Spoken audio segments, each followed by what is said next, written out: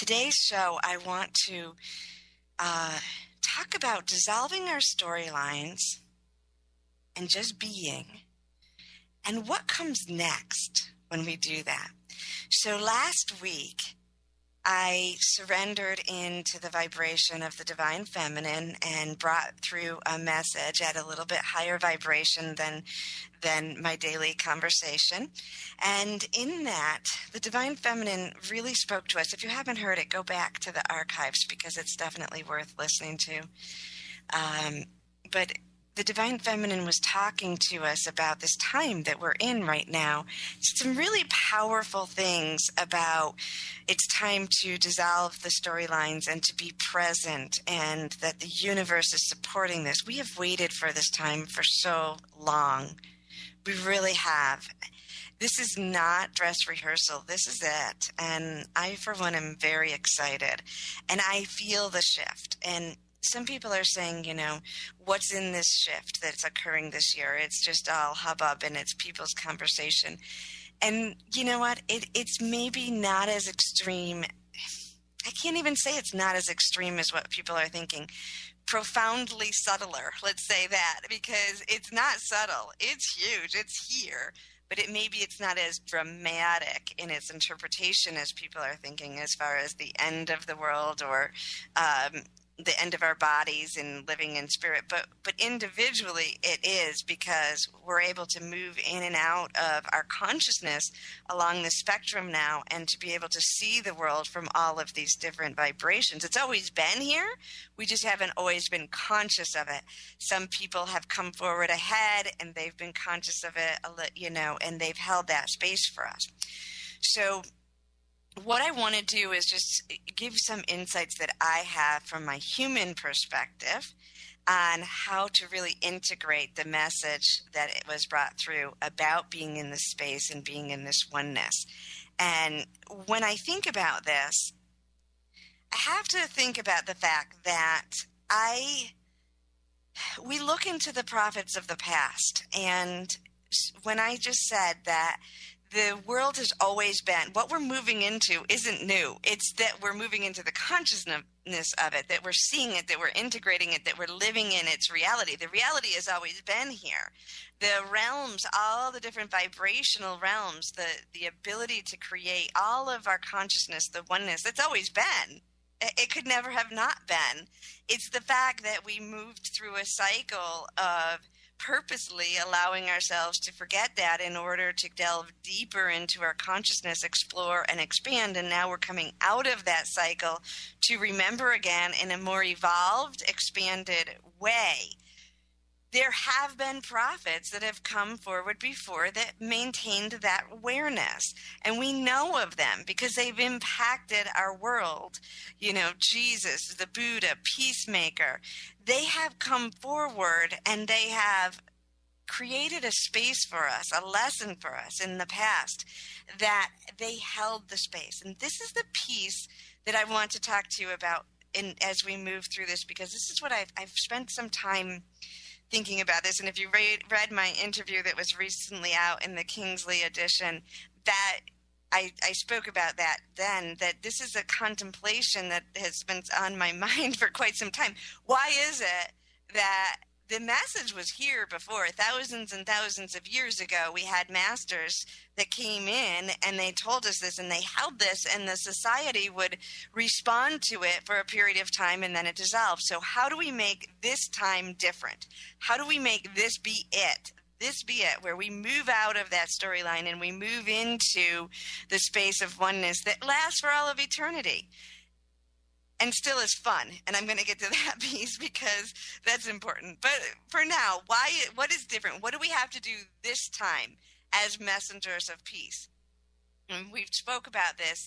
The Divine Feminine spoke of this in a different vibration, a different wording of this just last week. But what we want to do, so if we think about the fact that what did those prophets do? What made them the Messiah, or whatever word we use to say they held that space for us? That's what it is. They held that space for us. So when those who were enlightened and awakened came forward, 1, 2, 3 at a time throughout the world in history, they put that seedling of memory back into us. They held the space for the people around them to create a consciousness for a period of time. So I've spoken of the land I live on. I live on the land of the peacemaker. This is actually winter ceremonies right now, so we're really drawing in on that energy right now as they celebrate creation and all that is of the earth and sky and honor the peacemaker. So we have this story where he came to this land and they buried their weapons, and there was peace here for thousands of years. And now there isn't. There's not war. There's war in the world. There's war on this land. There's conflict between each other there again. What is it that didn't hold, wasn't sticky enough to create that? And how do we change that now? How we change that now is by the fact that we each have to be able to hold that space for ourselves. In the past, the prophets were able to hold it for us in small groups or communities, and that made a difference for a period of time. But we can't rely on anyone outside of ourselves to hold this for us now. We have to move into a space of holding this. And how we do that is aligning with spirit, allowing ourselves to take a journey into remembrance, into a space in which we sit in that vibration of oneness, and we hold that. As Abraham says, it's the vortex. We not only are going to be in the vortex, we are the vortex. We are that expansion, that pinnacle point on earth. We are a human point on earth, and we expand in our consciousness all the way in to the divine oneness that we all are. And we can move our attention along that spectrum at will as we practice this. And so I've said it in the past in the word that we always have a choice. In every single moment we have a choice, and there is only one choice. It's whether we're going to live in love or in fear. The same wording or different wording, the same message. We always have a choice. Do we want to be centered and aligned or out of sync in our vibration? Do we want to remember, or do we want to be in a space of remembering or forgetting, either one? So every single moment in your life, no matter what is happening, there's only one choice. Am I going to align with all that is and remember, or am I going to stay in the storyline and forget? Am I going to be in love? I'm going to be in fear. Same thing. So how do we move out of the storyline and into the space of oneness? There are all kinds of paths, and everybody has their own wording for it. There are more and more master teachers that are able to hold this and now and teach it to others now in this world. There have been over time, and there are currently here on earth. So whatever resonates with you, whatever technique, whatever words, that's what you want to follow. That's perfect, because it doesn't matter exactly what path you take to get there, only that you get to that place of remembrance. So having said that, last week the Divine Feminine was talking about dissolving your storylines, just letting your storylines dissolve. And I want to talk about that for a minute, because when you are remembering, you are exploring storylines. I just had I do a group call with psychotherapists where we come together and train in incorporating these teachings into psychotherapy.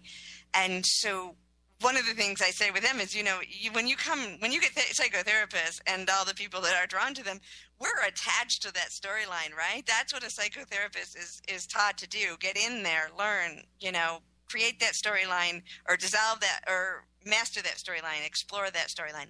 What do doctors do? They explore the storyline, whatever that story of illness is, so that we can go in and fix it.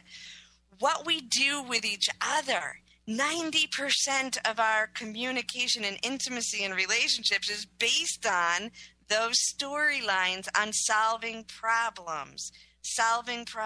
We come together in intimacy because one person has a problem. We either commiserate with them, we find a problem similar in our life that we can relay back, or we try to solve it. And in that, we feel the intimacy. And in the path of remembering, that's fine, because that's allowing you to get to a space of clearing out those things, letting dissolve the things that don't serve you anymore, so you can see more clearly in that space of oneness. But once you're moving into that remembrance, those storylines get in the way. And we're all there right now because the world is there right now. So I can say to you, be willing to drop those storylines. Be willing to drop the personality, the things that identify you as you. And I'm not asking you to be a droid or part of the, I'm not asking you to be blended in or nondescript. You're beautiful, you're creative, you're a genius, you are a reflection of oneness that no other reflection is. It's a beautiful aspect of yourself, but that is in its purity. It's crystalline within you. It doesn't have to do with your storylines or your problems or your unhealed aspects as you believe them to be. You can sit in that truth. So when you go into your center and you find that space of yourself, whichever technique you get there, that becomes your choice. So now when anything happens around you, whatever that is, whatever triggers you, in the old paradigm, when you get a trigger, you then explore it and you figure out where it originated. You may go back 1,000 lifetimes trying to figure it out. You find the pattern, you decide to try to change it, shift it. How can you manipulate things to change it?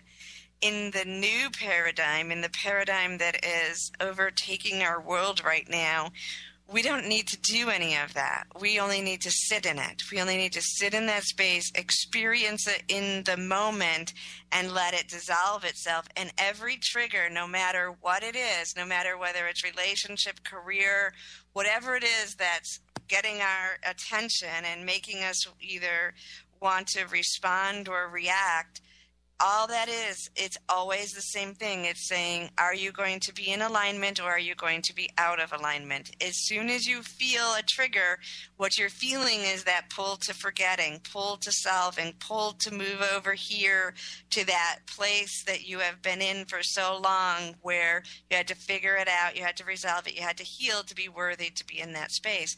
As soon as you get a trigger, no matter what it is, before you go to the storyline, before you try to figure out why you reacted, the why. We're so into the why when we're trying to remember. But instead of looking at the why, just acknowledge that all that it means is that you got out of alignment and that you need to remember, take a deep breath, move back into that vortex energy, move back into the space of centeredness or remembering. And the more you practice it, the more instantaneous it will be, because you won't take these long, windy paths down the exploration of those storylines. You'll just say, oh, I feel triggered right now. I feel this emotion right now. Let me get myself centered and feel it. And it washes, it dissolves away. And in that space, you respond. I am not asking you not to interact. I'm all about interaction. That's what we're here for. We're here to interact. We love each other. I love people. I love exploring. I love dancing with that energy. But that's the difference. We can dance with the energy instead of try to move into a space of solving a problem. We just dance with the energy. So if you get into that space, even when it's a dialogue between two people and you're moving into a space of conflict, all you need to do is return to that space, sit in it, and watch it dissolve, because in that space you'll know exactly what to do and say. And it will respond, and the person will respond, and miracles will be created from that space. What they are, I don't know. They'll be different for each situation. But I can promise you that when you show up in that centered space while still putting your attention in the dynamic, in the relatedness, that beautiful miracles will occur. Because then we're just dancing our energy, we're expanding, we're mirroring back a new level to each other. A few years ago, my son was... I think we were talking about video games, and I think he was talking about developing a video game at the time. And I said, well, what if you developed a video game, and I think people have now, that didn't have war or conflict in it? And it wasn't the war, but the battle energy. I said, didn't have the battle energy or conflict in it. And he said to me, we wouldn't know what to do. If we took away that energy of conflict and battle, we as a human race wouldn't know what to do. because that's the plot.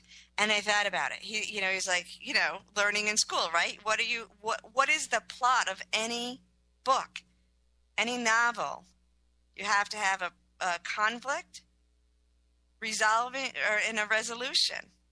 So character, conflict, and resolution. So our world in the old paradigm has been based on the idea that we need conflict. So why are we not surprised that war still exists?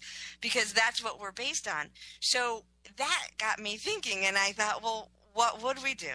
What would we do here on Earth if we resolve this, if we are in a space of full oneness? Now, when he said that, I don't think I was living every single moment in oneness. I was moving back and forth from that. Of course, I was living it, but I don't think I was remembering it in every single moment. So now we can say, from this space, what can we do? We can create. That's our natural state, is create. And when we shift our attention from the stories, from the conflict, from the plot that we are so programmed to believe that we're linear in time, that we're moving forward in this storyline, and that we have to continue to have a plot, which includes, therefore, conflict of some sort and resolution. When we step out of that storyline and we simply are here in this moment, and when this moment is all that there is, and that's the truth, we remember that, we have the expansion, we can play with time, we can play with creation, and we get to create. And when we find a fellow partner on Earth that's moving into that vibration, and we dance our energies together, we create more. And this is where the new plot is, not because we have to solve a problem, but because we just can. What does an artist do when an artist sits down? They just create. They're not trying to solve a problem, and the masterpieces come from that. So like as Don Miguel Ruiz always says, we're artists. We are artists. This is the true sense of artist, when our only need and desire on Earth is to truly create. And we don't get distracted by the need to resolve or to heal or to become more than we are. But then when we interact in that energy and we weave it together with each other and we dance and we expand that, that's when pure beauty, excitement. And is it a boring life? Absolutely not. It's so far beyond boring when we get out of that lower vibration and we just realize the potential, the expansiveness. So circling it back to what I said before, that the prophets before saw, that we're moving into a space, we're talking about this shift, but all the shift is waking up and remembering in a full consciousness, that tipping point in which so many people are remembering that we get to play together, we get to create together, we get to move this energy together, and we get to explore something entirely new in our consciousness. And then our other task is to hold that space for others. Because just as I said, the prophets of before, they held that space. That's why we have moments in our history when this was attained by groups of people for a very short periods of time in relative to all that we are. But what we're doing now is we're mastering this in ourselves. We're playing with it. Then our only other task, we don't have to try to convince people, fix people, solve people, pull them into the remembrance. We just are. We just hold space for them. So in every situation, in every relationship that we're with, we are there showing up fully. We're not absent. We're showing up fully. And in that space of fully showing up with our pure, authentic, creative selves, we are holding space for the others to join us in that. And we are mirroring back that potential. And we're mirroring back that potential as we hold the space.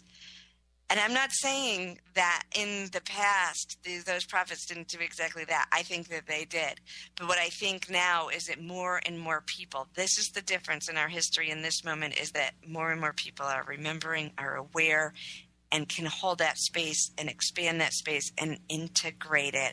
It's about integration. So we're not holding it for masses of people and letting them rely on us. We're holding it for ourselves and letting them feel it so that they witness how to hold it for themselves and themselves and themselves. And that ripples out, and that is the tipping point, and that's how we see the New World Order. That is the New World Order. The New World Order is us, each individual, remembering alignment, remembering centeredness, staying in that, showing up, creating with our passion. That's where passion and joy comes in. That's where passion meets creation. That's where we find the true power. So I just want to say, in a passionate way, you can always hear when my voice gets so passionate. Sometimes I think I forget to breathe, but it's because I love it and I enjoy it. And each of you have this potential within yourself. Each of you are reaching this potential or have reached this potential. So as we all come together as one and we dance in all the different levels, we watch this world reflect it. This is the clay that we're sculpting, this incredible, beautiful space that goes out into the universe. And I am so grateful to be a part of this with each one of you and with all that exists here in this realm. And I ask for each one of you to just live in your authentic self. Let the storylines dissolve. Don't even try, because as soon as you try to dissolve the storylines, you're now attaching to the storylines. Just let them dissolve. Just keep showing up. Keep remembering the one task. Am I in love or am I in fear? Am I choosing the space of centeredness or of separateness? Am I choosing to remember or to forget? And I'm using different words because one of those will resonate with you. You only have to use one set of those because it all means the same thing. Every situation, bring yourself back to that point and know you will know what to do. You will participate. You will be part of this whole beautiful mandala, and you will do it perfectly in that space.